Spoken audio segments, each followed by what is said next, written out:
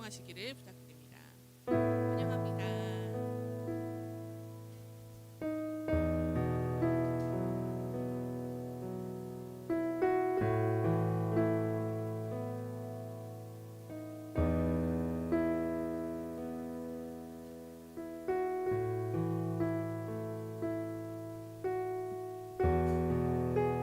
이 자리에 예배 자리로 또 은혜의 자리로 오신 성도 여러분들을 환영합니다.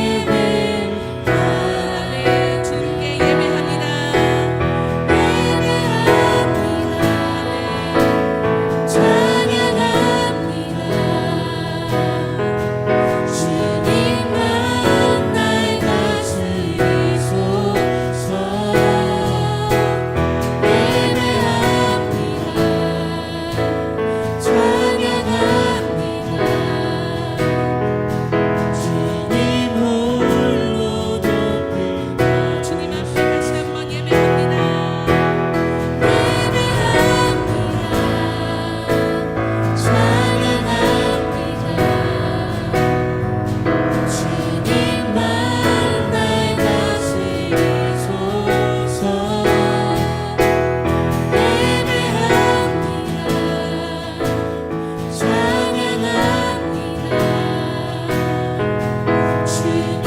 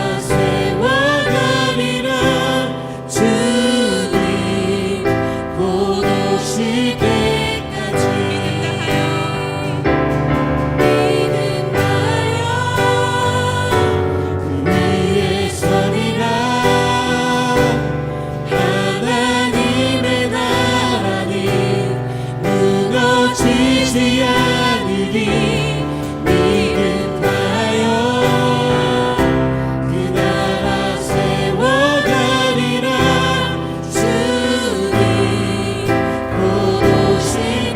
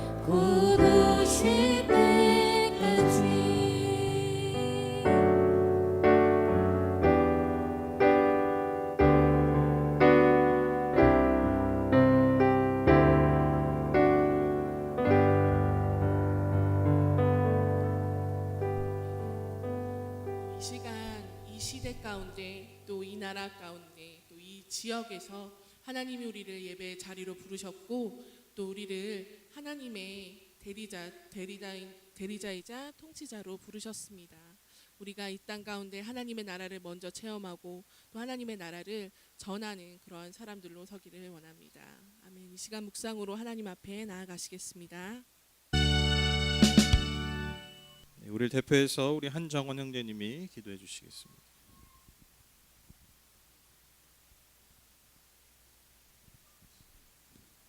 네, 기도하겠습니다. 사랑의 하느님, 오늘 우리 하늘버 성도가 한 자리에 다시 모여서 이렇게 주님께 예배를 드리게 하심을 감사드립니다. 주님, 지난 시간들을 돌이켜 생각해 보면 우리는 그리스도의 자녀이지만 세상과 구별되지 못하고 그저 되는 대로 어우러져 살아왔음을 고백합니다. 하나님, 우리가 세상을 살아갈 때 정말 우리 개인적인 문제들로 또는 정말 여러 사회적인 문제들로 인해서 정말 우리의 삶을 지키기 급급해왔음을 고백합니다. 그 삶 속에서 정말 주님께 정말 우리의 부족함을 고백하며 더욱더 주님을 의지해야 했지만 정말 우리는 그러지 못했음을 다시 한번 주님께 고백합니다. 우리의 삶을 주님께서 이끌어 주심으로써 정말 우리가 다시 한번 주님의 자녀임을 깨닫고 우리가 정말 주님의 그리스도의 자녀로의 삶으로서 다시 한번 돌아가기를 이 예배를 통하여서 소망합니다. 하나님, 정말 힘들고 어려운 시기이지만 정말 우리가 하나님의 이름으로 하나님의 말씀을 통하여서 다시 한번 우리가 이 위기를 다시 한번 잘 극복해 나가기를 소망합니다. 하나님, 예배를 주관하시는 노한선 목사님, 정말 그 말씀에도 능력을 더하여 주시고 이 자리에 함께하지 못한 성도들도 있습니다. 하나님, 그들을 한 분 한 분 기억해 주셔서 그분께도 정말 주님의 동일한 은혜가 부어지기를 소망합니다. 하나님, 이 예배의 시종을 주님께 맡기며 이 모든 기도 예수님의 이름으로 기도드립니다. 네, 오늘 중보기도 시간인데요. 아시다시피 제가 다시 모이게 되면 가장 먼저 해야 될 게 우리 중등부 학생들 입학 축하 겸 축복 그런 시간을 가지겠다고 했잖아요. 그래서 광고 시간을 하려고 그랬는데 그냥 오늘 어차피 제가 중보기도의 내용이 우리 다음 세대 아이들을 위한 기도 제목이거든요. 그래서 우리 같이 좀 축하하면서 또 축복하는 시간 갖도록 하겠습니다. 정말 그 조사에 의하면 교회 나오기 싫은, 그러니까 교회 가기 싫은 이유 중에 하나가 교회 처음 나가면 앞에 불러 세워서 이렇게 찬양해주고 이런 게 진짜 싫대요, 요즘 사람들이. 그래서 또 우리 중등부 아이들이 요즘 애들 아닙니까? 절대로 앞에 나오게 하지 않겠습니다. 그래서 그 자리에서 지금 뒤에 우리 정연이와 우리 시온이가 앉아 있는데 우리 함께 예배 드리고 있지 않습니까? 이제 학교 갔죠? 아직도 안 갔어요? 내일 가요? 네, 마침 내일 갑니다. 그래서 우리 정말 몇 개월 만에 이제 첫 걸음, 중학교가 이제 정말 또 어떻게 보면 저 아이들에게 정말 새로운 세상이 또 열리는 건 아니겠습니까? 그래서 우리가 그 걸음 함께 축복하면서 축하하는 시간을 갖도록 하겠습니다. 우리 올해 한 3월 전에 이렇게 선물을 준비했어요. 여기 통장이 나오네. 통장 뭐 든 거 없고 이건 내 통장이 아니에요. 이 아이들에게 꼭 필요한 문화상품권이랑 아이들이 정말 좋아할 만한, 이거 뭔지 모르시죠? 애들이 좋아하는 거예요. 그래서 우리 두 개의 선물을 우리 아이들에게 전달하고 또 우리가 함께 좀 기도하도록 하겠습니다. 나오기 좀 그렇죠? 괜찮을까? 좀 나와 주실래요? 이것만 받아가 주실래요? 우리 선물, 우리 어르신들이 우리 아이들을 위해서 준비한 선물입니다. 잠깐 나와 주세요.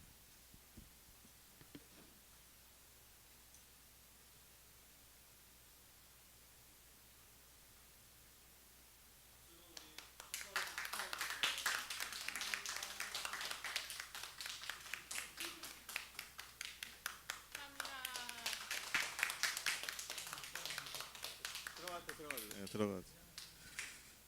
유성이는 아직 못 오고요. 그래서 유성이 최유성 아시죠? 최유성 유성이도 지금 중학교 1학년이 입학했는데 우리 기도 제목 보시면 유아 유년부 청소년 우리 아이들의 건강 특히 이제 학교를 이제 다니지 않습니까? 이제 여러 아이들을 만나게 되는 그런 상황이 되는데 우리 아이들이 건강하게 또 잘 지내고 특별히 신앙이 이 아이들이 한 걸음 한 걸음 한 뼘씩이라도 성장해 갈 수 있게 기도해 주시고 또 코로나19의 이 경험들이 있지 않습니까? 이게 참 어떻게 보면 저 아이들 인생에 있어서 정말 다시 온 적 없었던 또 다시 오면 안 되는 그런 경험이긴 한데 이 경험들이 오히려 저 아이들에게 앞으로 사는 그 삶에 있어서 큰 자산이 되는 그런 시간이 될 수 있도록 여러분 우리 아이들 축복해 주시고 특별히 우리 중등부 아이들 우리 새로운 환경에서 잘 적응하고 그렇게 학교 생활 또 좋은 만남 좋은 관계들을 잘 맺을 수 있게 여러분 기도해 주십시오. 여러분 크게 소리 내지 마시고 마스크 잘 착용해 주시고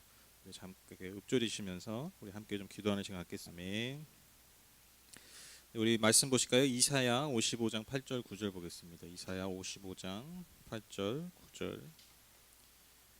이사야는 그 시편 좀 더 뒤로 가시면 있습니다. 시편 잠언 전도서 그 뒤로 가시면 있어요. 이사야 55장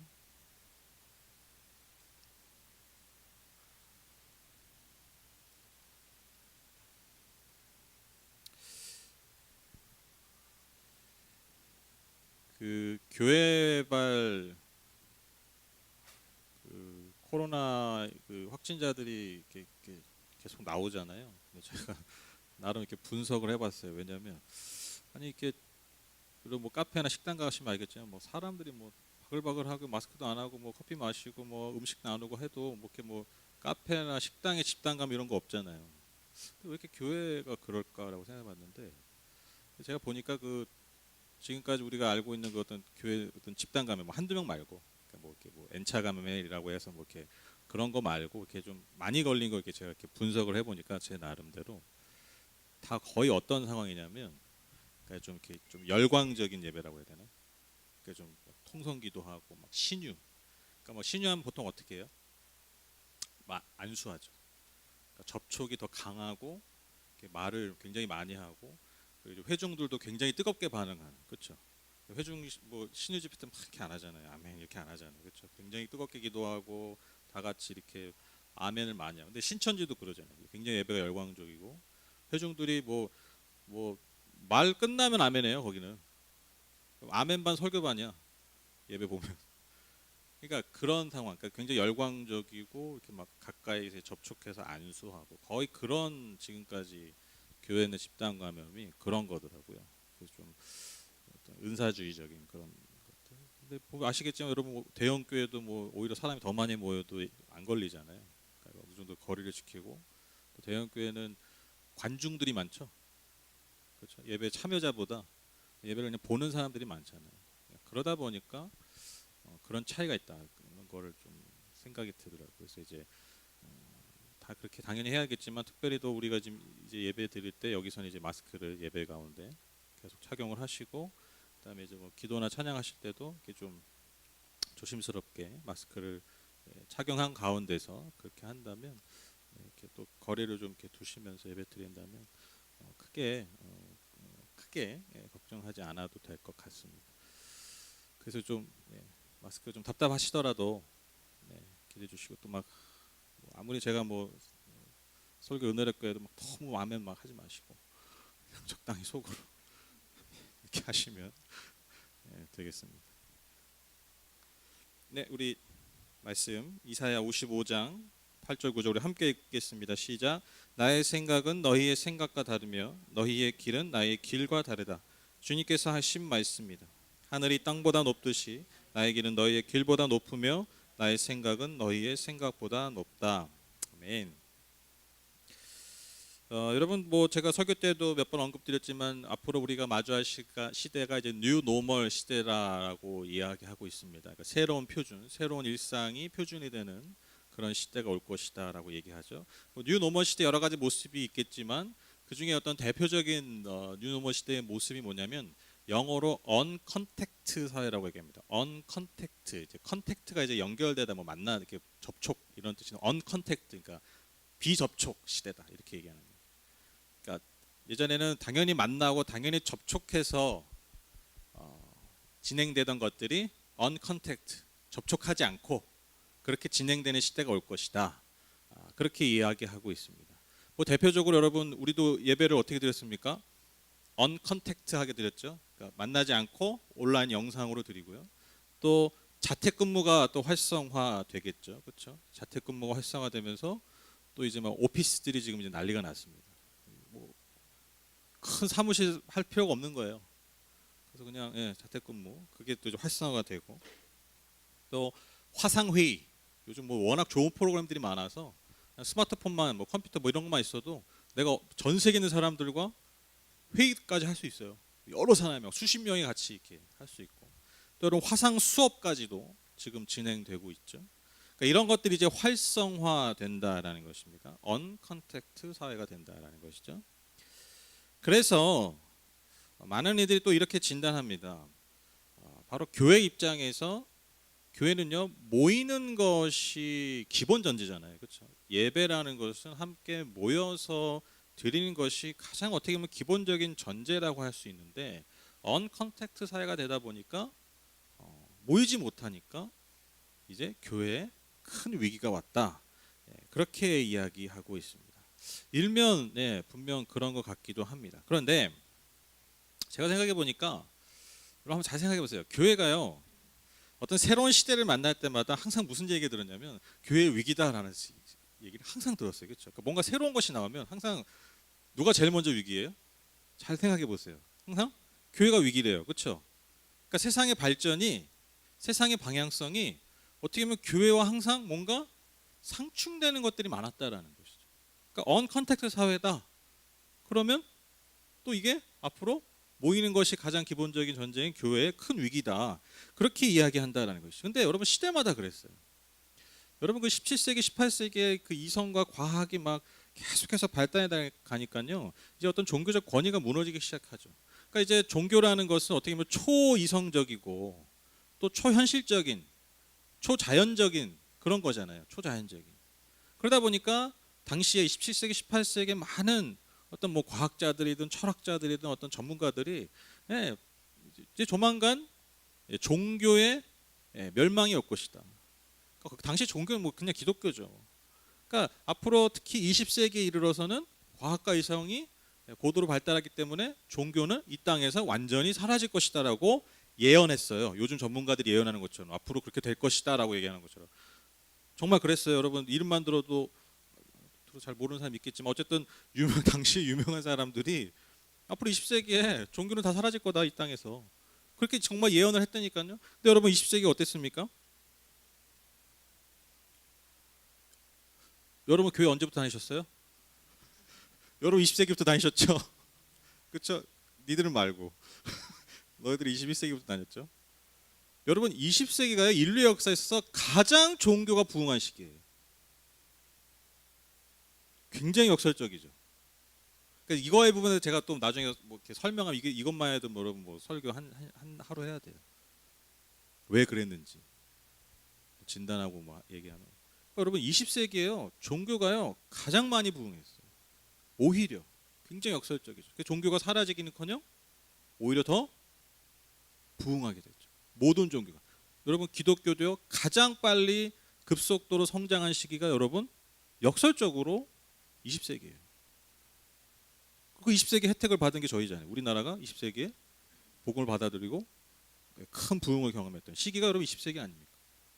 그때 여러분 우리 막 교회 막 할 때 여러분 막 달에 막 우주선 가고 그럴 때예요. 여러분 단순한 예 또 우리 어떤 예를 한번 들어볼까요? 여러분 그 요즘 주 5일 근무 너무 당연하죠. 그렇죠. 주 5일 근무 너무 당연한 건데 여러분 주 5일 근무 한다고 그럴 때 여러분 교회에서 난리 났었죠. 기억나시나요? 교회 망한다고 그랬어요. 왜? 금요일까지 일하고 토요일 날 놀러 갈 거다. 진짜 그랬어요. 기억나시죠? 기억나는 분도 계실 거예요. 난리가 났었어요 그때. 그래서 뭐 이거 입법을 막아야 되니 만화야 되니 이제 정말 이제 종말이 왔다 막 이런 교회 안에서 막 이런 일들이 있었어요. 주일 되면 이제 다 놀러 가가지고 산으로 들러 바다로 다 들러 놀러 가가지고 교회 안 나올 거다. 자 여러분 주 5일 때문에 여러분 사람들이 교회를 떠났습니까? 물론 이제 감소가 있었죠. 지금 계속해서 기독교가 좀 감소하죠. 근데 여러분 어느 누구도 지금 기독교의 교인 수 감소를 주 5일 근무로 얘기하지 않아요. 어떠한 사람도 그걸로 진단하는 사람 없어요. 여러 가지 어떤 기독교의 실책들, 어떤 사회적 신뢰에 대한 어떤 하락들 이런 것들이 주된 이유라고 얘기하지. 여러분 어느 누구도 주 5일 근무 때문에 교회가 지금 무너지고 있다라고 이야기하는 사람이 없어요. 사실 영향이 거의 없어요. 근데 당시에는요 그렇게 난리를 쳤다니까요. 여러분 심지어 여러분 그 처음에 인터넷으로 막 설교 올라오고 그럴 때 대형 교회들은 이미 예전부터 온라인으로 그 인터넷으로 설교 올렸잖아요. 그때도 여러분 난리 났었어요. 이 사람들 교회 안 간다. 영상으로 보지 누가 교회 가냐. 그때도 그랬어요. 근데 그랬습니까? 여러분 인터넷으로 올린 지 이미 뭐 거의 10년 훨씬 넘었죠. 여러분 그 인터넷으로 여러분 예배 드리는 것 때문에 여러분 사람들이 교회 안 나옵니까? 아니죠. 다시 말씀드리지만 여러분 교회의 시대적으로 뭔가 새로운 것이 나오고 새로운 시대가 열린다고 할 때마다요 여러분 세상은요 또 교회 내부에서도요 늘 위기를 이야기했어요. 그런데 여러분 어떻습니까? 결과가 항상 어땠습니까? 대부분 기우에 불과했다라는 것이죠. 그러니까 사실 진짜 위기에 진짜 우리에게 위기를 갖다 주는 건요 외부의 환경적 변화가 아니라는 거예요. 항상 우리 내부의 문제예요. 그러니까 교회가 왜 무너지느냐? 교회 왜 사람들이 안 나오냐? 사회와 시대적 환경의 변화가 아니라 우리 내부의 문제들, 우리 내부의 잘못들 때문에 사실 그런 일들이 벌어진다는 거예요. 여러분 이걸 항상 기억하셔야 돼요. 여러분 저는요 특별히 더욱더 우리가 앞으로 마주하게 될 이 시대, 우리에게 닥칠 이 시대 가운데서 즉 뉴노멀 시대에 맞춰서 여러분 우리가 어떠한 마음과 어떠한 자세로 살아가야 되냐면 여러분 정말 우리가 기독교 신앙이 무엇인지 정말 우리가 깊이 생각하고 그 기독교 신앙을 우리의 삶에 어떻게 정말 실제로 만들 것인가. 여러분 정말 이것을 고민해야 돼요. 저는요 이게 정말 중요하다는 걸요 정말 더더욱 정말 확신하고 있어요. 그러니까 기독교 신앙을 정말 우리가 잘 붙들고 그것을 정말 실제로 만드는 것이 앞으로 우리가 경험할 시대에 너무나 중요하다. 제가 요즘 계속해서 이것을 확신하고 있어요.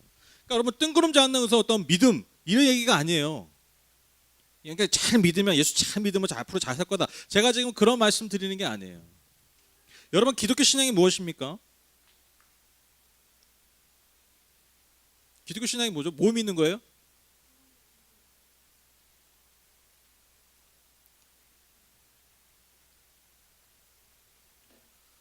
아침마다 새롭고 늘 새로우시죠?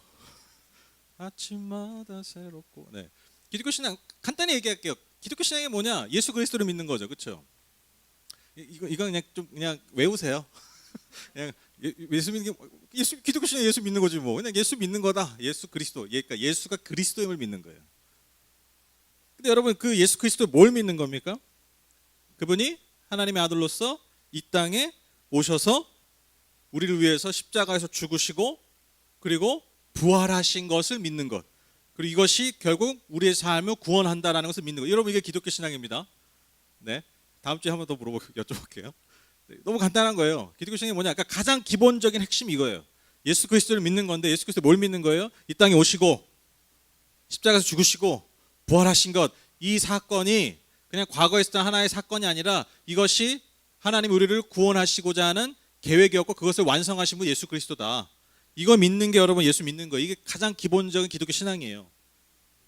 근데 여러분 한번 잘 생각해 보십시오. 방금 제가 말씀드린 기본적인 이 사건들, 즉 예수님의 이 땅에 오심, 성육신 사건, 즉 공생의 사역과 그 가장 대표적인 사건이 십자가 부활 사건을 우리가 잘 주의 깊게 들여다보면 여러분 예수 그리스도의 삶은요. 그 모습은요 당시의 통념과 당시의 예상과 당시의 분석과 기대를요 항상 뛰어넘었다라는 거예요. 여러분 일단 당시에 제가 종종 말씀드렸지만 당시 헬라 철학의 입장에서 봤을 때 당시 그러니까 문화적인 사상적인 주류의 그 생각으로 봤을 때 신이 인간의 모습을 가지고 온다는 거냐 상상하기 힘든 거예요. 설령 신이 인간의 모습으로 가지고 왔다고 해도 그 신은요 사실 이렇게 취급할 가치가 없는 신이에요. 왜? 영과 육을 철저하게 분리했던, 그래서 영적인 것을 더 우월하게 생각했던 시대가 당시 시대예요. 헬라 철학의 가장 기본적인 전제, 제가 이원론이라고 말씀드렸죠. 그러니까 영과 육을 분리해서 육은 악한 것, 영은 가장 근본적인 것, 이렇게 생각했단 말이에요. 근데 신이 육을 가지고 왔다? 그럼 딱 보이는 게 신이 육을 가지고 왔대. 그러면 거기에 대한 해석이 뭐예요? 당시에 당연한 해석이 뭐예요? 이 신은 가치가 없는 신이에요. 믿을 필요가 없는 신이에요. 이게 당시에 당연한 생각이라는 거예요. 예수에 대한 당연한 결론, 해석, 이것이 당시에 당연한 생각이었다라는 것이죠. 숭배받을 만한 신의 모습이 아니었다라는 거예요. 자, 그런데 그 육으로 온 것도 모자라서 어떻게 죽었어요? 영광관도 죽은 게 아니라 십자가에 못 박혀 죽었어요. 여러분, 당시 십자가에 못 박혀 죽는다는 것은 가장 비참하게 죽는 것이고, 당시 로마 사람들은 그 십자가에 죽는 걸 상상할 수 없을 만한 아주 극악한 죄인의 모습이었다는 그 결론이에요. 그게. 우리도 지금도 뭐 예를 들면 뭐 사형이다. 여러분, 그 사람 사형당했다. 그럼 무슨 생각해요, 우리가? 얼마나 큰 죄를 졌 이렇게 생각하잖아요. 그렇죠? 심지어 무기징역을 당했다. 그럼 우리가 무슨 생각을 해요? 도대체 얼마나, 그러니까 무슨 죄인지는 모르는데 무기징역이라, 그럼 어떤 생각이 드냐고요? 사연이 있겠지 뭐, 이렇게 생각 안 하죠. 얼마나 큰 죄를 지었으면 무기징역이야, 사형이야, 이렇게 생각한다시피 그 사형제도 중에서도 십자가 달려 죽었다는 건요 정말 극악한 죄인이라는 거예요. 그게 누구였다고요? 예수 그리스도. 그러니까 당연한 해석, 결론이 뭐예요? 예수는 흉악한 죄인이다. 근데 죽었잖아요 또. 그러니까 이건 명백하게 실패와 패배의 상징이었다. 자, 그런데 여기 여러분 놀라운 이제 역전이라는 거죠. 당시 사람들이 예수라는 사람의 보이는 그 현상, 그러니까 보이는 것만 보면 여러분 예수는요 메시아로서의 자격이 없죠. 신으로서의 자격이 모자릅니다. 부족합니다. 그리고 결국 결론적으로 그 예수는 십자가에 죽었기 때문에 실패한 존재예요. 패배한 존재예요. 사실 아무런 의미가 없는 존재라는 거예요. 이게 당연한 결론이에요. 당시에. 이게 당연한 해석이에요. 누구도 그 상황을 보고 그렇게 해석하고 반응하고 예언할 거라는 거죠. 뭐라 어떻게 예언하겠습니까? 아, 예수를 따라다녔던 사람들이 이제 다 흩어질 것이다. 다 삶의 자리로 돌아갈 것이다. 이게 당연한 결론이죠. 별 볼일 없는 신에 십자가 죽었으니까. 그렇죠? 이게 당연한 결론이죠. 그렇죠? 근데 여러분 결론이 어떻게 됐습니까? 이 지점에서 여러분 창조주 하나님의 상상력이 폭발해 버리는 거예요. 역전시켜 버리는 거죠. 무엇을 통해서? 부활을 통해서. 여러분 성육신한 인간이 당시 사람들에게는 당연한 결론이 신으로서의 자격을 상실하는 모습이었지만 오히려 하나님의 그 상상력 안에서 인간을 구원하기 위한 완벽한 구원자의 모습, 즉 완전한 신과 완전한 인간의 모습이었다라. 이거 신학적으로 설명하면 이것도 한 주 설교해야 돼요. 그냥 그렇게 알고 계십니다. 그러니까 인간을 구원할 자격으로서 완벽한 자격을 갖추게 한 게 예수님의 성육신이었다라. 또한 당시 사람들이 완전한 실패요 패배라고 생각했던 그 십자가의 죽으심은요 인간을 구원하기 위한 필수 불가결한, 즉 반드시 필요한 조건이었다라는 거예요. 구원을 위한 반드시 필요한 죽음, 반드시 필요한 패배였다라는 것이죠. 그리고 바로 그 명백한 패배, 실패가 있었기 때문에 부활의 역전과 부활의 영광이 가능했다라는 거예요. 이게 굉장히 중요합니다, 여러분. 눈에 보이는 현상의 당연한 의미와 눈에 보이는 현상의 당연한 해석과 결론을 하나님의 상상력이 다 뒤집어 버렸다라는 거예요. 이게 복음이 된 거죠. 자, 제가 아까 그런 말씀 드렸죠. 우리가 앞으로 마주할 이 시대, 우리가 앞으로 살아야 할 이 시대, 즉 뉴노멀 시대에 제가 이 기독교 신앙이 필요하다고 그랬잖아요. 이 기독교 신앙이 정말 실제가 되어야 된다고 말씀드렸잖아요. 여러분 이 말의 의미인지 아시겠죠? 예를 들면 여러분 모두가 이제 언컨택트, 모두가 떨어져 살아야 된다 그래요. 접촉하면 안 된다. 이제 접촉하면 안 되는 시대가 된다고 합니다. 그래서 당연한 이 현상에 대한 결론과 해석을 뭐라고 얘기하는 거예요? 교회는 무너질 것이다 라고 얘기해요. 교회는 힘을 잃을 것이다 라고 얘기해요. 그렇게 현상을 분석합니다. 너무나 당연해 보입니다. 너무나 당연한 이치로 보입니다. 그러나 여러분 바로 이러한 시대 가운데 우리가 붙들어야 될 게 뭐라고요? 창조자 하나님의 상상력이라는 거예요. 그 창조적인 상상력, 그 당연한 현상과 그 당연한 결론, 그 해석의 의미를 뒤집어 버리는 하나님의 상상력을 우리가 볼 줄 알아야 된다는 거죠. 눈에 보이는 현상을 뛰어넘고 뒤집어 버리시는 하나님의 그 창조적인 능력, 그것을 우리가 앞으로 마주할 시대에 더욱더 신뢰해야 된다는 것입니다. 여러분 예컨대 모이기 힘들다라는, 앞으로 전염병 때문에 모이기 힘들다라는 이 현상에 대한 해석이 더 이상 잘 모이지 못할 것이다 라고 막연하게 결론 내려서는 안 된다는 거예요. 굉장히 피상적인 결론이죠. 물론 제가 이 말을 했다고 해서 뭐 전염병이 퍼지든 말든 우리는 다 모여야 됩니다. 제가 지금 이 말씀 드리는 게 아니에요. 여러분 그렇게 생난리를 쳐도 여러분 한 번도 안 모인 교회들이, 한 번도 안 모이지 않은 교회들이 있대요. 지금도. 대단한 믿음이죠. 믿음인지 모르겠지만 하나님 나중에 판단하시겠지만. 제가 그런 말씀 드리는 게 아니에요. 그러니까 제가 지금 이런 설교했다고 해서 여러분 이제 앞으로 우리가 어떻게든 모일 겁니다, 이 얘기 드리는 게 아니에요.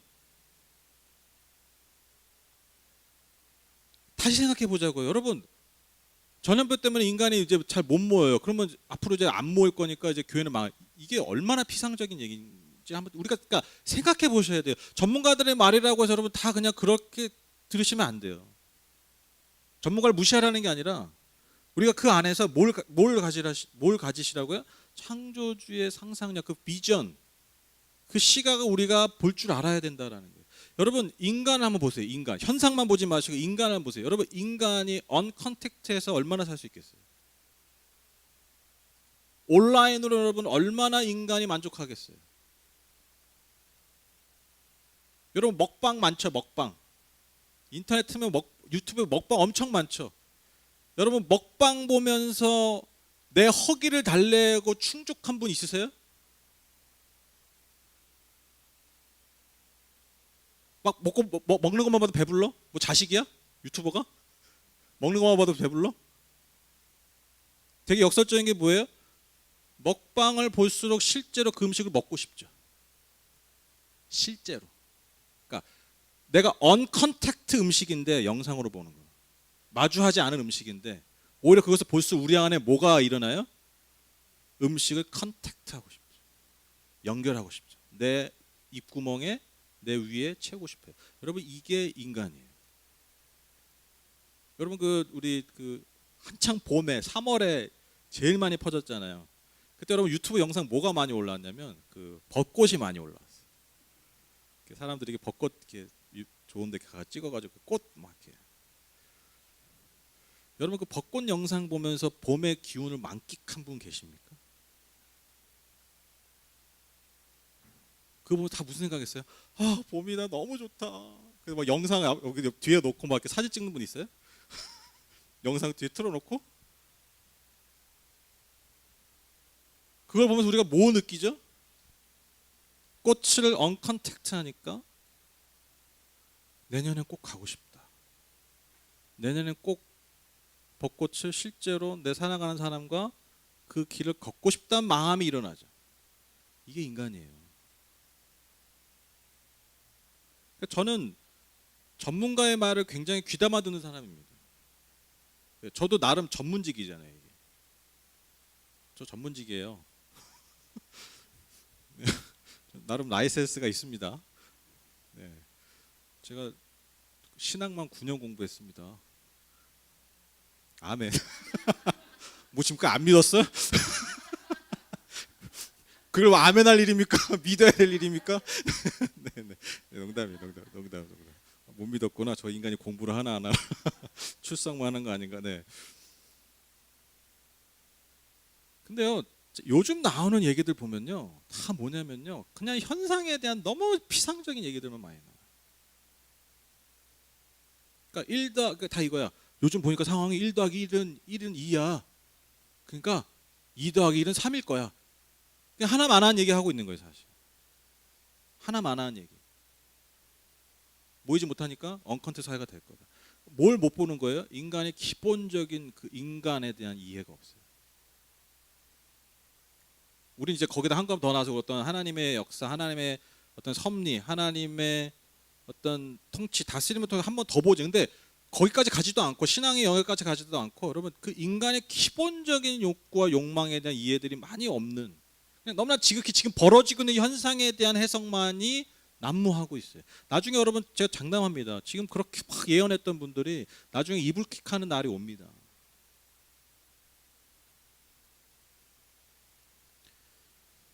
여러분 인간은요 그렇게 살 수 없어요. 언컨택트 시대가 진행됐으니까, 언컨택트 사회가 어쩔 수 없이 지속될수록 인간이 계속해서 언컨택트 사회를 만들어가는 게 아니라 여러분 계속해서 컨택트 사회를 갈망하게 돼 있어요. 인간과 인간을 더 연결하고 싶은 갈망들이 더 솟구칠 거예요.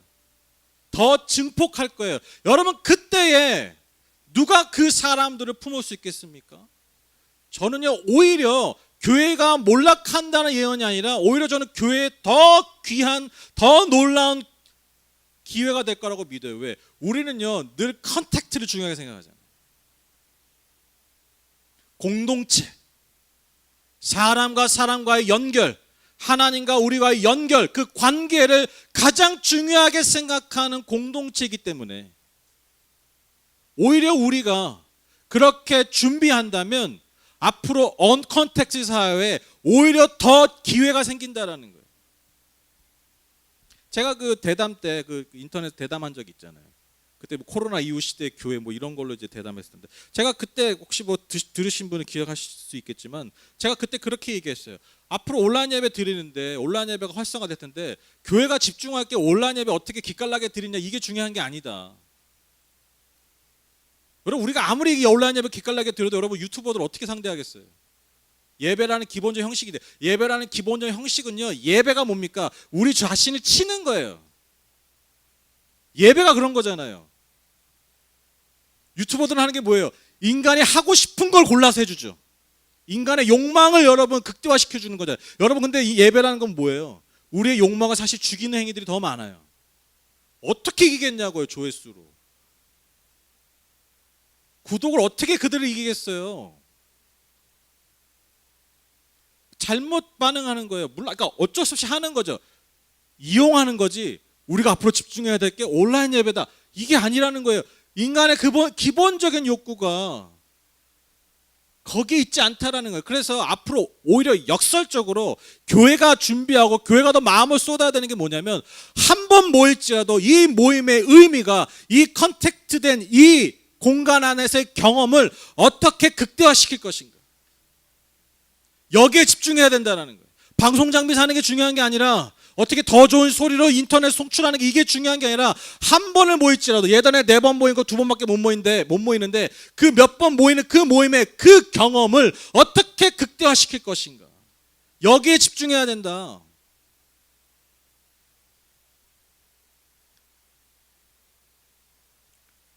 여러분 우리 아이들이 인터넷 좋아하잖아요. 유튜브 보는 거 좋아하죠. 왜 좋아하는지 아세요? 그거밖에 할 게 없어서 그래요. 예전에 우리 시온이가, 언급해서 미안한데, 예전에 선교 갔었을 때, 일본에 처음 갔었을 때, 전 그것도 잊혀지지가 않아요, 그 말이. 거기서는 이제 그 스마트폰 사용 못 하거든요, 일주일 동안. 처음에 이제 죽을 마시겠죠, 그렇죠? 근데 이제 가가지고요, 그 숙소에서, 그 베이스에서 거기 이제 우리 아이들과 거기 숙소에 있는 아이들끼리 막 노는 거예요. 근데 이제 거기 이제 이게 없으니까, 스마트폰 보는 게 없으니까 얼마나 잘 노는지 몰라요. 말도 안 통하는데, 심지어 막 일본 말을 밖에 못하는 애들 있고, 막 우리 애들은 뭐 한국말밖에 못하니까 말도 잘 안 통하는데 얼마나 재밌게 노는지 몰라요. 그때 시원이가 둘째 날인가 첫째 날에 그렇게 얘기했어요. 지나가다가 게임을 안 하는데도 이렇게 재밌다니. 이 말이 잊혀지지가 않아요. 저는 제 아이들 그런 거 뭐 게임하는 거나 영상 보는 거 많이 풀어주거든요. 근데 이게 그 선이 있어요. 그 선만 지키면요, 뭐 아마 제일 많이 볼 거예요. 우리 뭐 주변과 비교하면. 근데 막상 여러분 그걸 안 할 때 아이들 노는 거 보면요, 얼마나 재밌게 노는지 몰라요. 그러니까 이거 사실 없어도 애들 잘 놀아요. 그러니까 뭔가 같이 할 사람, 그 경험을 공유할 장, 이게 없으니까 맨날 애들 학원 돌아다니고 맨날 공부에 스트레스 받고 아이들 같이 놀 시간은 없고, 그러니까 아이들이 뭐 하겠어요? 가장 편한 게. 그리고 이게 가장 합법적이잖아요. 그렇죠? 나쁜 짓을 게임이 불법은 아니잖아요. 여러분, 그래서 게임만 하는 애들이 사실 착한 애들이야. 일탈은 안 하니까. 요즘 아이들이 그거밖에 할 게 없는 거예요. 장이 없어요, 장이. 컨택트에서 같이 공유하면서 놀 장이 없어요. 우리 어렸을 때 안 그랬잖아요. 뭐 카톡 안 해도 뭐 어떻게 모여가지고 놀다가 또 헤어지고 다음날 또 어떻게 모여 또 놀다가 재밌게 놀다 헤어지고, 우리 그렇게 살았잖아요. 심심한 적 있으셨어요? 그게 없는 거예요, 요즘 아이들에게. 근데 여러분, 교회가 라는 이 공동체 안에서, 그냥 예배, 물론 이것도 중요하지만, 저는 이 공동체 안에서 이 경험들, 사람과 사람이 만나고, 그리고 저는 교회가 아이들에게 특히 좋은 게 뭐냐면 세대가 많잖아요. 정말 나이 드신 분도 있고 정말 아기들도 있고. 여러분, 이게요, 요즘은요, 옛날에는 대가족이니까 동네에 돌아다니면 다 그걸 만나지만 요즘은요, 또래 집단만 이렇게 돌아다녀요. 학원, 학교 가면 다 나랑 비슷한 애들, 또 가면 또 학원 가면 나랑 뭐 비슷한 애들, 또 중고등학교 가보세요. 더 좁아지죠. 뭐 남녀공학 아니면 뭐 남자 여자 따로 나누고, 고등학교 가면 인문계 또 나뉘죠. 점점 관계가 좁아져요. 늘 비슷한 사람들만 만나요. 근데 교회라는 곳은요, 모든 세대를 만날 수 있어요. 이거 진짜 중요한 겁니다, 여러분. 그때는 모르죠. 이런 경험을 제공할 수 있는 데가 이 사회에 많지 않아요. 그러니까 우리가 집중해야 될 게 뭐예요? 우리 아이들이 그냥 저기 기깔나게 좋아할 만한 유튜브 컨텐츠를 만든다. 물론 필요하기도 하죠. 그러나 진짜 중요한 게 뭐라고요? 아이들이 한 달에 한두 번 교회 나올지라도 이 안에서 얼마나 따뜻한 경험을 하는, 얼마나 좋은 경험들을 하는, 그 연결된 그 힘을 어떻게 이 아이들이 흘려버려요. 여러분, 여기에 우리가 정말 집중해야 된다는 거예요.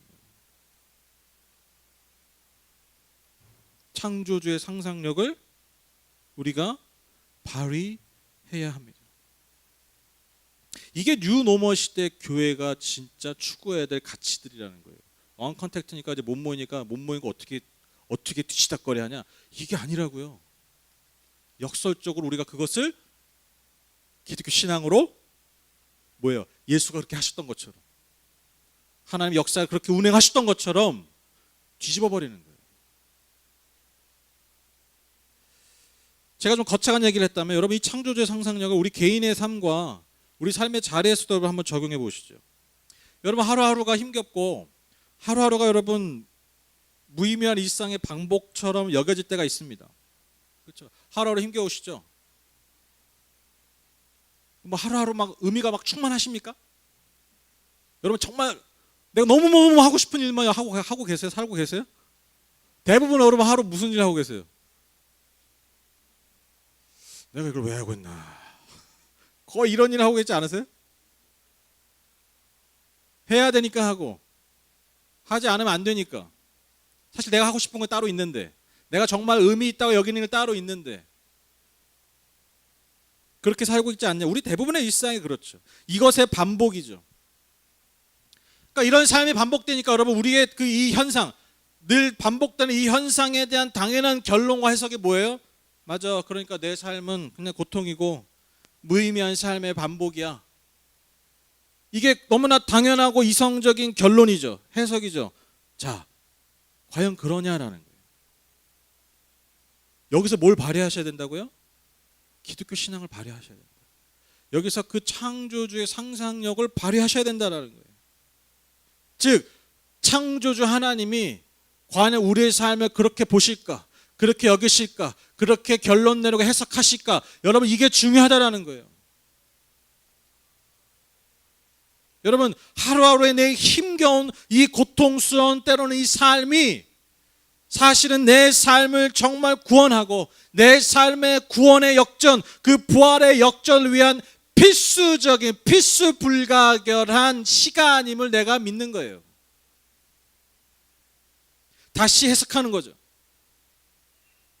무의미한 삶이 반복되는 것 같은데 이 무의미한 일상이 내 삶을 계속 채워서 결국 내 삶의 결론이 이 무의미한 삶의 결론, 그래서 내 삶은 어떤 의미도 없는, 찾을 수 없는 삶으로 계속해서 가고 있다라고 우리가 여길 수 있지만 아니죠. 내 삶에 참된 의미를 주는 그 나를 위한 참으로 중요한 시간을 내가 보내고 있다라고 내가 믿는 거예요.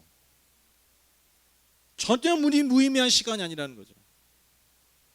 유의미한 시간, 그렇게 재해석하는 거예요. 하루하루의 삶을.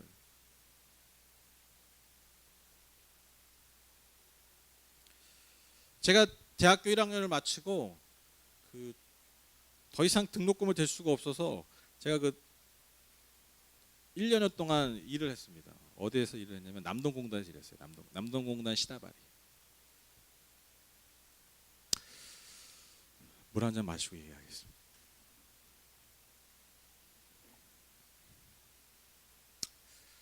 남동공단에서 거의 한 1년을 정도 일했고요. 그다음에 동사무소, 요즘은 주민센터나 주민센터에서도 뭐 이렇게 저소득층 위한 이렇게 알바 자리가 나가지고 거기서 한 달 정도 일했어요. 그때 막 선거 기간이어서 굉장히 바쁠 때 제가 막 그때 큰일 했어요. 무슨 프린트 사고가 있었는데 제가 그걸 발견해가지고 막 공무원분들이 큰일 했다고 막 저한테 그대로 나갔으면 큰일 날 뻔했다고. 제가 공무원이 9급 붙어 있지 않습니까? 근데 저는 급이 없잖아요, 알바니까. 저 스스로 제가 그렇게 얘기했어요. 난 특급 공무원이다. 나는 9급도 아니니까 쩌리가 아니라 나는 저 스스로 그렇게 했어요. 난 특급 공무원이다. 제가 이래봬도 나라의 녹을 먹어봤던 사람입니다.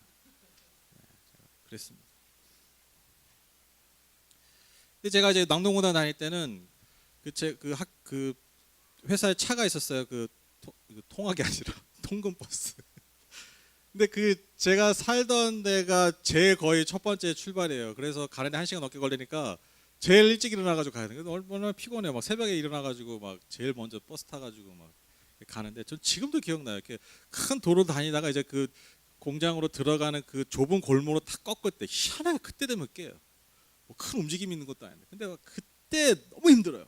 아시죠? 아침에 피곤했는데 다시 잠드는데 다시 일어날 때. 몸이 막 두들겨 맞는 것 같아. 그때 일어날 때. 그거 이제 좀 깨는데 한 10분 걸려요. 옷 갈아입고 작업복 갈아입고 이제 현장 가가지고 한 10분이 너무 힘들었어요. 그게 제일 힘들었던 것 같아요. 지금도 기억해 보면. 일은 일대로 그냥 저기 하지. 또 새벽 일찍 나와가지고 이제 잔업하면 이제 밤 늦게 들어오는 거예요. 10시 다 돼서 집에 들어오고. 뭐예요? 씻고 자면 끝이죠. 또 새벽에 일어나가야 돼요. 근데 또 지금이야 이제 트로트가 엄청 인기잖아요. 요즘 우리 애들이 자꾸 트로트를 불러요, 집에서. 어제 안 그래도 영민이가 자꾸 자오기를 불러요. 자오가 막 이렇게 불러. 저한테 쓰고 오더니 아빠 나 요즘 트로트에 빠진 것 같아. 이래요. 요즘 계속 나오잖아요. 트로트 트로트 미스터 트롯 틀면 나오잖아요. 그러니까 애들도 그거 보니까 자꾸 트로트 막. 우리 때는 트로트 하면 이렇게 좀 옛날 어른들 듣는 거지. 근데 요즘은 오히려 앞서가는 노래예요. 요즘 아이들한테는 트로트가 좀 다르게 다가오겠더라고요. 근데 당시만 해도 트로트는 그런 말 아니죠. 근데 제가 이제 아주머니들 많이 일하시는 곳에서 이렇게 일할 때는요, 정말 아침부터 일 끝날 때까지 트로트만 나와요. 나중에 집에 오니 환청이 들려요. 잘 때까지 이 트로트가 귓가에서 맹맹거리는 거예요. 미치는 거예요, 진짜. 제가 그때 나름 그때 음악을 여러 가지 음악을 잘 듣던 사람. 근데 제가 당시에 물론 뭐 육체적으로도 힘든 것도 힘들었지만 제가 그 마음적으로 심적으로 굉장히 힘들었던 게 뭐냐면요. 그냥 그렇게 일하다가 하루가 마감되는 거예요. 새벽 나가서 그냥 계속 육체적인 일을 하고, 그러니까 제가 나름 그래도 신학생이고 막 그 하나님 뭐 선교나 이런 거에 막 부푼 꿈을 아는데 뭐 그런 공부도 전혀 못 하고 뭐 또 영적으로나 뭐 이런 막 훈련 받고 싶고 막 예? 빨리 막 선교 단체나 막 교회에서 막 선교사 훈련도 받고 막 이렇게 하고 싶은데 그 1년의 시간을 그냥 뭐 일하고 그냥 돈 버는데 다 네. 그러니까 뭔가 내 삶에 의미를 주고 내가 뭔가 미래를 준비한다는 생각이 정말 1도 안 돼. 그냥 어쩔 수 없이 돈을 벌어야 되니까. 그때가 뭐 또 그 돈 번 거 뭐 제가 뭐 등록금을 한 게 아니에요. 그냥 뭐 다 그냥 뭐 어디로 간지 몰라 돈이. 저를 위해서 한 번 뭐 저축한 것도 없었어요 그때. 다 그냥 뭐 예. 생활비로 다 나가는 거죠. 집안 생활비. 그 돈 버는 것도 예를 들면 뭐 내 미래를 위해 준비하는 거다. 그러면 좀 의미가 있겠지만 전혀 그런 게 아니에요. 그냥 바로바로 나가는 그런 노동의 하루하루였다. 근데 제가 그런 마음이 있었지만 제 안에 그 작은 믿음이 있어요. 작은 믿음, 뭐 대단한 믿음이 아니라 정말 작은 믿음. 그게 뭐냐면 이 시간이 반드시 의미가 있는 날이 올 것이다. 그 믿음이 있었어요. 근데 그게 막 크진 않았어요. 작은 믿음. 나중에 뭔가 이 시간에 의미가 있겠지. 대단한 믿음이 아니에요. 정말 예수님 말씀처럼 겨자씨만한 믿음이었다는 거죠. 근데 제가 이렇게 일단 돌이켜 보면요. 제가 그때 참 일하면서요 은혜를 진짜 많이 받았어요. 그러니까 막 일 중간중간 하면서 이렇게 막 그 있잖아 일을 하고 있는데 하나님 막 찾아오시는 그런 경험들. 하나님 말씀해 주시고 막 찬양 부르다 은혜 받고 눈물 흘리고. 제가 그때 막 은혜가 충만해간 시절이어가지고 막 점심 밥 먹고 막 성경 보고 막 보다가 졸고 막 기도하고 막 옷 갈아입는 데서 막 그때 주신 일들이 진짜 많았어요. 오고 가는 그 시간 가운데서 깨달음들이 정말 많았어요. 그때 배운 것들이 진짜 많았어요. 그리고 결정적으로 제가 지금도 많은 분들이 그렇게 얘기하는데 제가 당시 신학교 4년 동안 학부 시절 4년 동안 배운 것보다 당시 남동공단에서 1년 동안 배운 것이 훨씬 중요하다. 제가 그때 시절이 없었다면요 제가 저 이렇게 목회 못했을 것 같아요. 그냥 예수 잘 믿는 집안에서 신학교 가가지고 성경 잘 배워가지고 제가 만약에 목회 현장에 나왔다면 저는 지금처럼 목회를 못했을 것 같아요. 절대로. 왜? 여러분들의 마음을 1도 모르니까. 지금도 다 알 수 없죠. 제가 어떻게 다 알겠습니까? 그런데 1도 몰랐을 것 같아요. 아유, 그냥 왜? 저는 예수를 늘 잘 믿는 집안에 살았거든요. 안 믿는 사람이 이해가 되겠습니까? 제대로 안 믿는 사람이 이해가 되겠습니까? 그냥 뭐 집에서 주는 뭐 그런 걸로 살았고 나라에서 주는 녹을 받아가서 살았다면 여러분 제가 하루하루 힘겨운 삶을 사시는 삶의 터전 사시는 분들의 그 삶, 그 삶을 끌고 이 자리에 오시는 성도님들의 삶을 제가 일이라도 이해했겠습니까? 성경은 유창하게 얘기할 수 있겠지만 저는요 허공을 치는 소리 했을 거라 믿어요. 그래서 정말 당시 신학교에서 내가 4년을 배운 것보다 1년은 남동공단에서 배운 은혜가 더 중요했다. 물론 이제 그때 받은 가장 큰 은혜는 그 공장 사장님 딸과 결혼한 겁니다.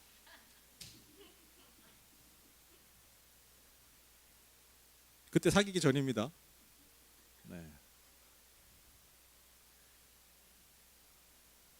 제가 그때 저희 그 과장님이라고 그러죠. 저희 과장님이요 무신론자예요. 제가 신학생인 거 아세요? 얼마나 예수 믿는 사람 욕하는지 항상 그래 그분. 예수 믿는 것들은 다 정신병자래. 정신병자 가지고 교회 다니는 거예요. 얼마나 그 말로 이렇게 막 저를 막 이렇게 괴롭히셨는지 몰라요.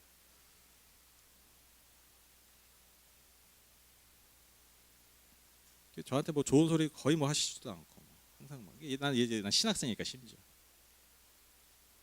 근데 그분이 제가 이제 마지막 날 그러니까 제가 이제 마지막 날 조회하시는 아침마다 조회하잖아요. 저를 딱 가운데로 부르시더라고요. 오늘 노한석 얘가 오늘 마지막 알바하는 날이라고. 그래서 그렇게 저를 괴롭히고 욕하고 하던 분이 그러셨어요. 요즘 젊은 애들 중에 이런 애 없다. 성실하게 잘했다.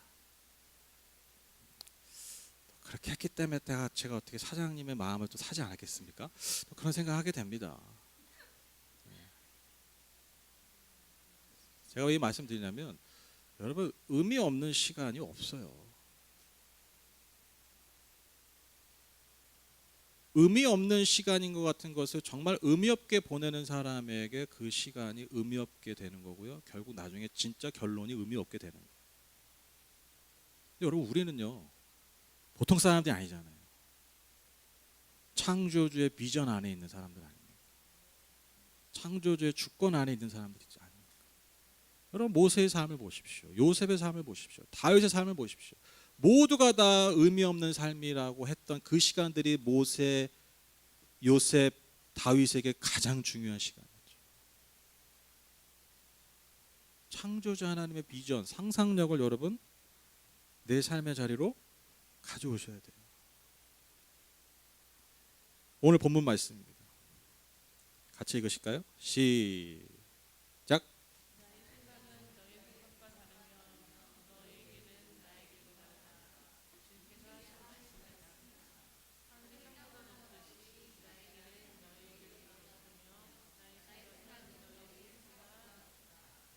오늘 설교의 제목이 창조주의 상상력이에요. 좀 이렇게 무슨 말인가 싶으실 수 있을 거예요. 근데 제가 가로해놓고 비전이라고 영어로 써요. 비전. 이 비전이 어떤 뭐 시각, 보는 것, 보이는 것, 뭐 이런 뜻이지만 여러분 이 비전이 영어의 뜻이 굉장히 많아요. 그 뜻 중에 하나가 뭐냐면 상상력이 상상, 통찰력. 그러니까 뭔가를 보는 시각들, 보는 그 시각에 따르는 해석들. 이게 여러분 그 비전이나 영어 단어에 다 담겨 있어요. 저는 이게 굉장히 중요한 단어라고 믿어요. 여러분 우리에게 뭐가 필요하다고요? 이 창조주의 상상력, 즉 창조주의 시각, 창조주의 통찰, 창조주가 새롭게 해석하는 그 상상력이 우리의 삶에 너무나 필요하다라는 거예요. 하나님 우리에게 그걸 주시고자 하네요. 우리가 그것을 어떻게 취합니까? 그것을 믿음으로 취하는 거예요. 우리의 삶의 자리에서. 하나님을 믿는 믿음이 바로 이거예요. 현상을 현상대로 반응하는 게 아니라는 거죠. 이게 믿음이에요. 이게 하나님의 마음과 시각을, 이 비전, 이 창조적 시각, 상상력을, 통찰력을 가진 사람들의 삶의 모습이라는 거예요. 다 사람들이 그 현상에 대해서 반응하고 현상에 따른 해석을 하고 그 현상에 이끌려 산다면 여러분 창조주의 비전, 창조주의 상상력, 창조주의 시각을 가진 사람들은요 그 현상을 뒤집어 버리는 거예요. 이게 기독교 신앙이에요. 이게 앞으로 우리가 살아가야 될 시대에 더 필요한, 모두가 다 그냥 그렇게 될 것이다라고 너무나 막연하게 그렇게 예언하고 그렇게 해석하고 있을 때 그 가운데서 우리가 뭘 봐야 된다고요? 뭘 소해야 된다고요? 어떻게 바라봐야 된다고요? 창조주의 상상력으로.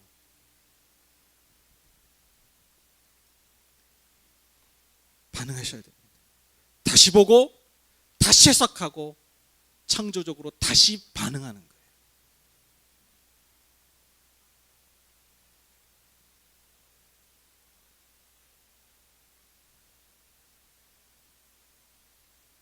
여러분 기억하십시오. 여러분의 삶은 여러분의 생각과 다릅니다.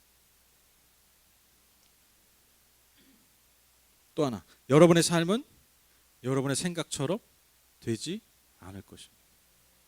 근데 이 말이 여러분 잘 생각해 보세요. 여러분의 삶은 여러분의 생각처럼 되지 않을 거예요. 이게 어떻게 보면 어떻게 들으면 되게 무서운 말이죠. 왜? 왜냐면 내가 생각하는 게 있잖아요. 내가 기대하는 것들이 있잖아요. 근데 여러분 이게요 어떻게 보면 무서운 말일 수 있고 좀 듣기 거북한 말일 수 있는데 여러분 이 말을요 창조주의 상상력으로 그 창조주께서 나에게 하시는 말로 들으면요 굉장히 흥분되는 말이죠. 굉장히 기대가 끌어오르는, 우리의 삶에 이 말만큼 소망을 주는 말이 없죠. 내 삶이 내 생각처럼 되지 않는 거예요. 당연한 현상의 반응처럼, 당연한 현상의 결론으로 끝나지 않는다. 여러분 이 말만큼 여러분 우리에게 소망을 주는 말이 어디 있어요? 여러분 삶의 어려움이 여전하십니까? 내 삶에 반복되는 일상들이 여전히 내 자신에게 무의미하게 다가오십니까? 현재뿐만 아니라 요즘 반복되는 이 모든 모습들 때문에 미래에 대한 불안감으로 여러분 걱정하고 불안해하십니까? 다시 말씀드립니다. 계속해서 말씀드립니다. 창조주의 상상력, 이 비전을 가지세요. 그 비전으로 여러분, 그 상상력, 그 시각, 그 통찰력으로 다시 나의 상황을 다시 보세요. 그리고 다시 해석하세요. 그리고 창조적으로 믿음으로 여러분 다시 반응하십시오. 여러분 바로 이러한 믿음, 이러한 창조주의 상상력을 가진 사람들을 통해서 여러분 뉴노멀 시대에 여러분 하나님께서 그 성도들과 그 교회를 통해서 새로운 역사, 새로운 일을 행하실 거라 믿습니다. 아멘이시죠? 네. 우리 교회가 그런 교회 됐으면 좋겠어요. 그냥 다 가는 길 그냥 가는 사람들이 아니라 다 똑같은 현상에 반응하고 똑같게 반응하는 사람들이 아니라 새롭게. 그러니까 그냥 반대로 하라는 얘기 아니에요. 야, 다 모인대, 다 안 모인대, 우리 모여! 막 이런 게 아니라 창조적으로 하나님의 마음을 가지고 하나님의 상상력, 비전을 가지고 다가올 시대를 이겨내는 것을 넘어서 단지 버티고 이겨내는 것을 넘어서 시대를 주도하는 성도들, 시대를 주도할 수 있는 교회 되기를 주님의 이름으로 축복합니다. 그래서 우리 교회가 앞으로 다가올 시대에 정말 하나님의 은혜와 그 축복의 통로로 쓰임받는 저와 여러분 우리 하늘복개 다 되시기를 주님의 이름으로 축복합니다. 아멘. 우리 찬양하고 기도하실까요? 우리 아까 했던 찬양인데 참 이 찬양 가사가 너무 좋죠. 그리고 우리가 우리 말씀을 기억하면서 우리가 함께 고백할 고백으로 너무 좋은 것 같아요. 이곳에 임하신 하나님 나라, 우리 같이 찬양하시죠.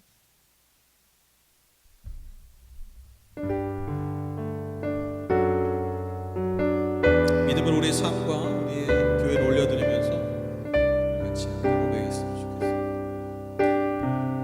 이곳에 임하신 하나님 나라, 이곳에 임하신 하나님 나라, 가난한 마음으로 바라보리라. 먼저 그 나라 그 뜻 구하며 나의 삶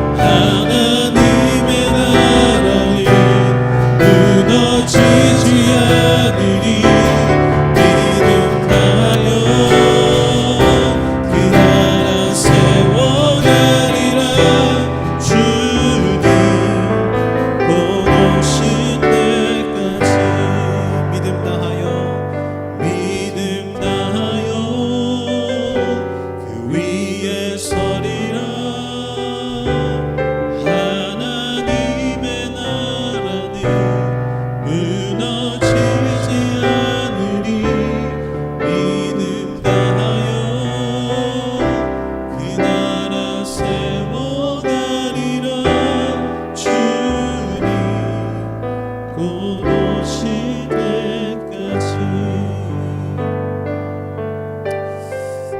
제가 기도할게요. 하나님,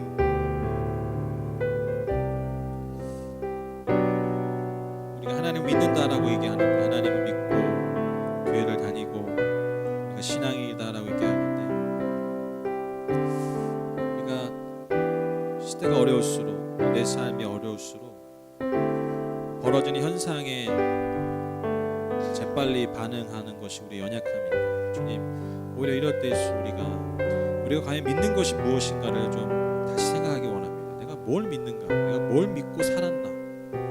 그 믿음이 그냥 일상이 반복될 때가 아니라 바로 이러한 시대 때, 이러한 시기에 이것이 그 믿음이 내가 정말 믿었고 붙들었던 것들이 과연 어떠한 의미가 있을까? 우리 믿는 바를 다시 생각하기 원합니다.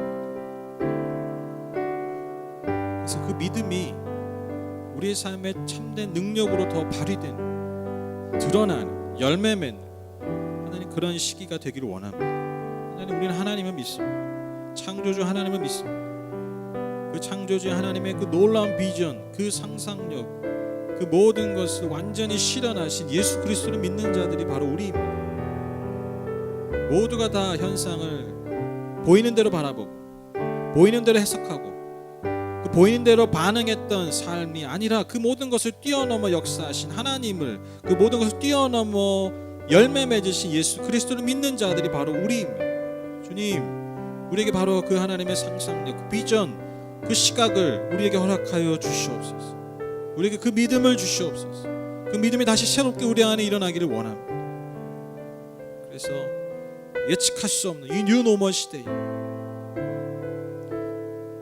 모두가 다 어려워질 거라고 말하는 이 시대에 그래서 뒤집는, 그래서 역전시키는, 그래서 버티고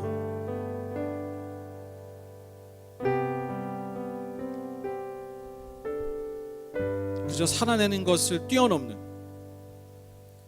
하나님, 이 시대를 주도하면서 이 시대에 오히려 하나님의 축복의 통로로 쓰임받는 하나님 모든 우리 하늘법계 성도님들과 그리고 이 교회 되기를 축복합니다. 하나님, 우리 한 분 한 분 우리 성도님들 기억해 주셔서 분들의 모든 어려움과 아픔들 주님께서 어루만져 주시고 주여 회복하여 주시옵소서. 하나님, 오늘도 수고하고 무거운 짐을 시간 주님 앞에 내려놓습니다. 하나님, 그 모든 짐 주님 대신 져 주십시오. 우리의 삶에 지고 있는, 육체에 지고 있는 아픔들, 또 마음과 정신의 어려움도 이 시간 다 주님 앞에 내려놓습니다. 그 십자가에 피 묻은 손으로 우리를 안수하셔서 깨끗하게 치유해 주시고 우리로 주님이 주신 그 강건한 마음, 그 평안함을 가지고 주님의 멍에 말을 매며 이 세상 가운데 다시 한번 승리하며 주님을 자랑하고 증거하는 복된 삶 될 수 있도록 축복하여 주시옵소서. 하나님, 다시 한번 축복합니다. 우리 중등부 아이들 주여 축복합니다. 하나님이 내일부터 이제 정말 첫 걸음, 중학생 첫 걸음을 뗍니다. 주님, 그 걸음걸음 함께 해주시고 축복해 주셔서 무엇보다 저들이 걷는 걸음마다 아름다운 만남들이 있게 하여 주시고 복된 관계들이 형성될 수 있도록 축복하여 주시옵소서. 또한 좋은 것들만 쫓아다니고 그것들을 구하는 삶을 넘어서 바로 저들이 다른 이들에게 복이 되는 존재 되게 하여 주시옵소서. 저들의 삶이 다른 이들을 복되게 하는 삶이 되게 하여 축복하여 주시옵소서. 그래서 정말 하나님의 복된 자녀의 모습이 어떠한 모습들인지 우리 아이들을 통해서 증거될 수 있도록 주여 축복하여 주시옵소서. 오늘도 이 공간에 드린 예배자들뿐만 아니라 또한 삶의 자리에서 예배드리는 모든 성도님들 계시오. 주님, 한 분 한 분 그 마음 다 받아주셔서 주님 주신 은혜와 복으로 충만하게 채워 주시옵소서. 예수님의 이름으로 기도드렸습니다.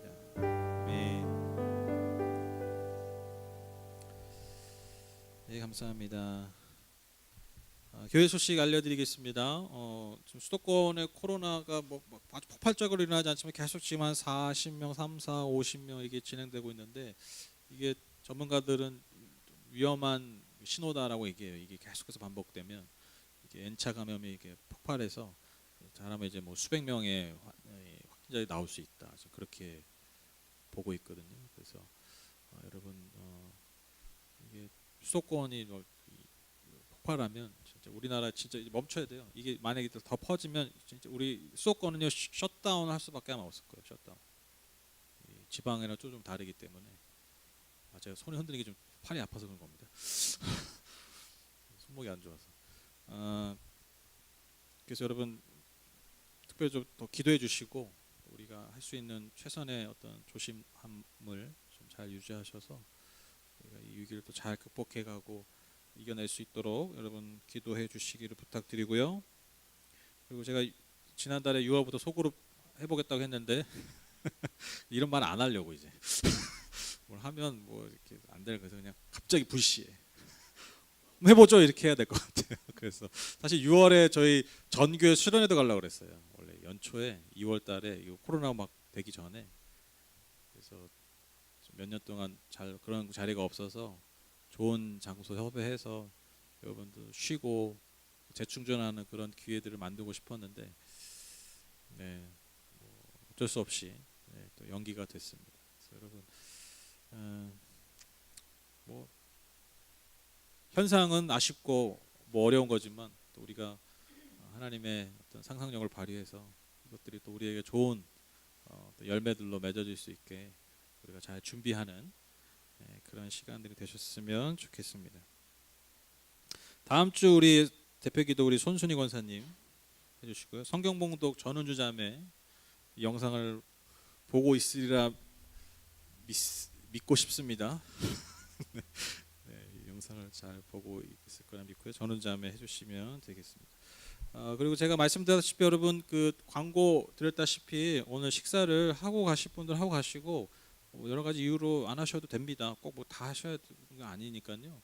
그래서 여러분 혹시 또 집에 가시면은 또 음식 있으니까요 싸 가세요. 오늘 뭐 육개장인 것 같던데 그렇죠? 그래서 되게 가셔서 이렇게 드시면 되잖아요. 그래서 그렇게 편하게 이렇게 하시면 됩니다.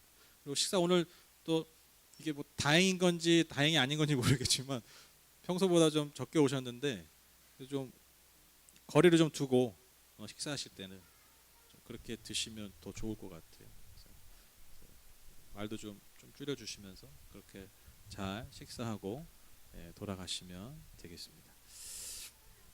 네, 오늘 아침에 교회 나오는데 온라인 예배 제가 혼자 할 때는요 약간 뭐라 할까 뭐 혼자 전투 나가는 느낌이라고 그럴까? 약간 그런 게 있어요. 이렇게 혼자 뭐 이렇게 전투 나가는 뭐 이렇게 그런 느낌이라면 오늘은 이렇게 뭔가 마음이 이렇게 좀 좋더라고요. 마음이 뭔가 이렇게 오늘 뭐 숫자가 중요한 게 아니라 서로 힘을 주고받으면서 이렇게 함께해서 예배 드릴 수 있겠구나라는 이렇게 마음이 오는데 차 시동 걸고 오는데 뭔가 이렇게 마음이 좋더라고요. 그래서 정말 좋네요. 제가 오늘 말씀을 나눌 때도 진짜 그 제가 혼자 이렇게 예배 설교 인도할 때는요 이렇게 예배 끝나고 나면 이렇게 믹서기에 나를 갈아서 그 잔에 따른 느낌 다 다른 느낌이 나거든요. 오늘은 좋네요. 저도 여러분 보면서 힘을 얻고 참 감사합니다. 그래서 우리가 이렇게 모일 수 있어서 너무 감사합니다. 혹시 뭐 하시고 싶은 말씀 있으십니까? 항상 하시고 싶은 말씀은 빨리 끝내라죠. 잔말 말고 그렇죠? 잔말 말고 끝내라. 사실 이게 항상 마음이실 텐데. 네, 제가 드리신 예배를 위해서 기도하고 축도 예배를 마치겠습니다. 하나님 오늘도 주님 앞에 예물을 드립니다. 참 어려운 시절에 하나님 앞에 우리의 삶의 열매를 주 앞에 드립니다. 무엇보다 하나님 그 마음을 보시는 분임을 믿습니다.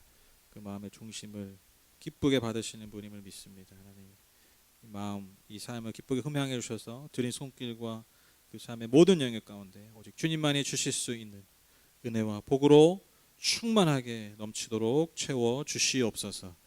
지금 우리 주 예수 그리스도의 무한하신 은혜와 하나님 아버지를 향하신 그 영원하신 사랑과 보혜사 성령님 우리와 늘 친밀히 교제하시고 우리와 동행해 주심이 어떠한 자리 어떠한 시대에도 창조주 하나님의 그 비전 그 상상력 그것을 가지고 삶을 새롭게 또한 승리함으로 늘 이 시대를 이겨나갈 우리 모든 성도님들의 삶 위에 또한 이 교회 위에 이제부터 영원토록 함께 하시기를 간절히 축원하옵나이다. 아멘.